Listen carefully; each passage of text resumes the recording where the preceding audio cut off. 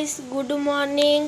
আজকে আমাদের প্রথম ব্লগ, এই জন্য আমাদের পাশে থেকো এবং সাবস্ক্রাইব এবং নিচে যে বেল আইকন বাটনটি আছে ওটা টিপে দেবেন, তাহলে আমাদের যে নতুন নতুন ভিডিওগুলো আসবে ওটার নোটিফিকেশান আপনাদের মিলে যাবে।